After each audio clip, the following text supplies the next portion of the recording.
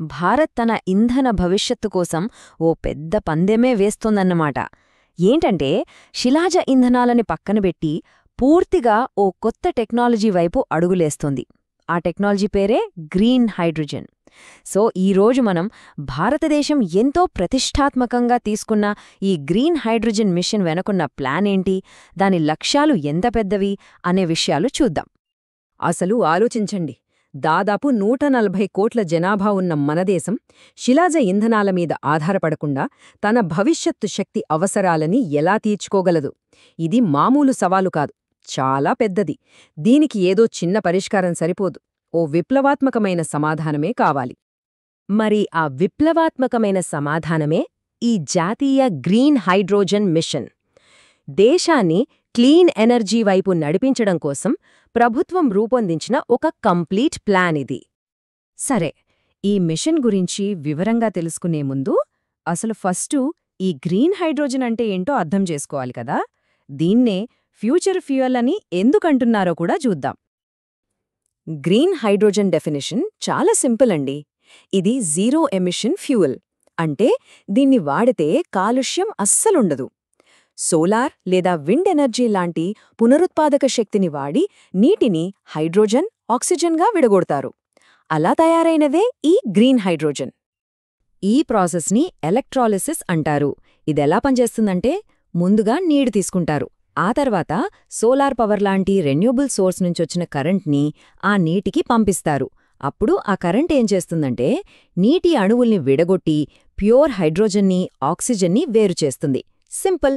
ఇక్కడ అసలు విషయం ఏంటంటే, వాడిన కరెంటు రెన్యూబుల్ ఎనర్జీ కాబట్టే దీనికి గ్రీన్ హైడ్రోజన్ అని పేరొచ్చింది. అదే దీని స్పెషాలిటీ. అయితే ఇక్కడో ముఖ్యమైన విషయం ఉంది. హైడ్రోజన్ అనగానే అన్నీ ఒకేలా ఉండవు. గ్రే, బ్లూ హైడ్రోజన్ అని కూడా ఉంటాయి.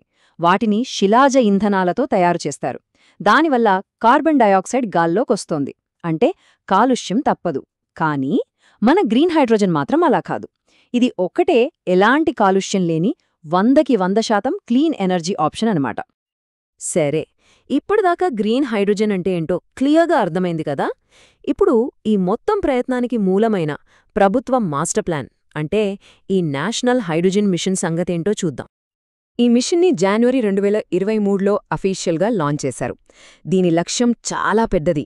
ఇంకా చెప్పాలంటే చాలా స్పష్టంగా ఉంది. గ్రీన్ హైడ్రోజన్ ఉత్పత్తిలో, వాడకంలో, చివరికి ఎగుమతిలో కూడా ఇండియాను ఒక గ్లోబల్ హబ్గా మార్చాలి. ఇదేమీ చిన్న టార్గెట్ కాదు కదా. ఈ మొత్తం మిషన్కి గుండె లాంటిది సైట్ అనే ఒక ప్రోగ్రాం. దీని లక్ష్యం చాలా కీలకం. ఏంటంటే, గ్రీన్ హైడ్రోజన్ తయారీకి కావాల్సిన ఎలక్ట్రోలైజర్లని మన దేశంలోనే తయారు చేసేలా కంపెనీలకి ప్రోత్సాహకాలివ్వడం, అలాగే గ్రీన్ అమ్మోనియా ఉత్పత్తిని పెంచడానికి కూడా ఫినాన్షియల్ సపోర్ట్ ఇవ్వడం. దీనివల్ల ఏమవుతుందంటే, మొత్తం సప్లై చైన్ ఇండియాలోనే డెవలప్ అవుతుంది. సరే, ఇప్పుడు ఈ మిషన్ టార్గెట్స్ని కాస్త నంబర్స్లో చూద్దాం. అప్పుడు దీని స్కేల్ ఎంత పెద్దదో మనకింకా బాగా అర్థమవుతుంది. మొదటి టార్గెట్ 2030 కల్లా ప్రతి సంవత్సరం 5 మిలియన్ మెట్రిక్ టన్నుల గ్రీన్ హైడ్రోజన్ని ఉత్పత్తి చెయ్యాలి. ఈ లక్ష్యాన్ని చేరుకోవాలంటే పెట్టుబడులు కూడా అదే స్థాయిలో ఉండాలి కదా. అందుకే దాదాపు 8 లక్షల కోట్ల రూపాయల పెట్టుబడులు ఈ రంగంలోకి వస్తాయని అంచనా వేస్తున్నారు. ఇక ఇది కేవలం డబ్బు, పెట్టుబడులకే పరిమితం కాదు. దీనివల్ల దాదాపు 6 లక్షలకు పైగా కొత్త ఉద్యోగాలు కూడా వస్తాయని అంచనా. మరి అన్నిటికన్నా ముఖ్యంగా పర్యావరణానికి లాభమెంత? ప్రతి ఏటా దాదాపు 50 మిలియన్ మెట్రిక్ టన్నుల కార్బన్ ఉద్గారాలు తగ్గుతాయట. చూసారా, ఈ నంబర్స్ అన్నీ కలిపితేనే ఈ ప్లాన్ ఎంత పెద్దదో మనకర్థమవుతోంది. మరి ఇంత పెద్ద టార్గెట్స్ని ఎలా రీచ్ అవుతారు? దానికి కూడా ఒక ప్లాన్ ఉంది. అందుకోసం కొన్ని సపోర్టింగ్ ఇన్ఫ్రాస్ట్రక్చర్ గోల్స్ కూడా పెట్టారు. అవేంటంటే, 125 గిగావాట్స్ రెన్యూబుల్ ఎనర్జీ కెపాసిటీని యాడ్ చేయడం, అలాగే 60 నుంచి 100 గిగావాట్స్ ఎలక్ట్రోలైజర్ కెపాసిటీని ఏర్పాటు చేయడం. అంతేకాదు, శిలాజ ఇంధనాల దిగుమతులు తగ్గించడం ద్వారా ఏకంగా 1,00,000 కోట్ల రూపాయల వరకు ఆదా చేయాలని కూడా లక్ష్యంగా పెట్టుకున్నారు. అయితే ఇవన్నీ బానే ఉన్నాయి, కానీ ఇక్కడో పెద్ద ఛాలెంజ్ ఉంది. అదేంటంటే ధర. ప్రస్తుతం ఇండియాలో 1 కిలో గ్రీన్ హైడ్రోజన్ తయారు చేయాలంటే సుమారు 375 రూపాయలు ఖర్చవుతోంది. కానీ ఈ మిషన్ లక్ష్యమేంటంటే, ఈ ధరని కిలోకి 100 రూపాయల కన్నా తక్కువకి తీసుకురావడం. ఎందుకంటే ఆ రేటుకొస్తేనే ఇది అందరికీ అందుబాటులోకొస్తుంది, కమర్షియల్గా సక్సెస్ అవుతుంది. ఓకే, ఇప్పటిదాకా మనం చూసినవన్నీ ప్లాన్స్, నంబర్స్ అన్నీ కాగితం మీదున్నాయి. కానీ నిజ జీవితంలో ఇది ఎలా ఉండబోతోంది? ఈ టెక్నాలజీని ఆచరణలో ఎలా పెడుతున్నారు? దీనికొక బెస్ట్ ఎగ్జాంపుల్ చూద్దామిప్పుడు. రవాణా రంగాన్ని తీసుకుందాం.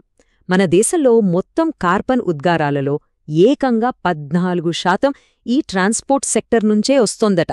అందుకే ఈ రంగంలో మార్పు తీసుకురావడం చాలా అవసరం. ఈ దిశగా మన ఇండియన్ రైల్వేస్ ఒక పెద్ద అడుగే వేసింది. 2030 నాటికి నెట్ జీరో ఎమిషన్స్ సాధించాలనే టార్గెట్తో ఇండియాలోనే మొట్టమొదటి హైడ్రోజన్ రైళ్లను చెన్నైలోని ఐసీఎఫ్లో తయారు చేస్తున్నారు. దీని మొదటి సక్సెస్ఫుల్ టెస్ట్ రన్ని మార్చ్ 2025 కల్లా పూర్తి చేయాలని లక్ష్యంగా పెట్టుకున్నారు. అంతేకాదు, ఈ ప్రోటోటైప్ ఇప్పటికే ఒక మైలురాయిని దాటింది కూడా. జింద్, సోనిపట్ మధ్య దాదాపు 90 కిలోమీటర్ల దూరాన్ని విజయవంతంగా ప్రయాణించింది.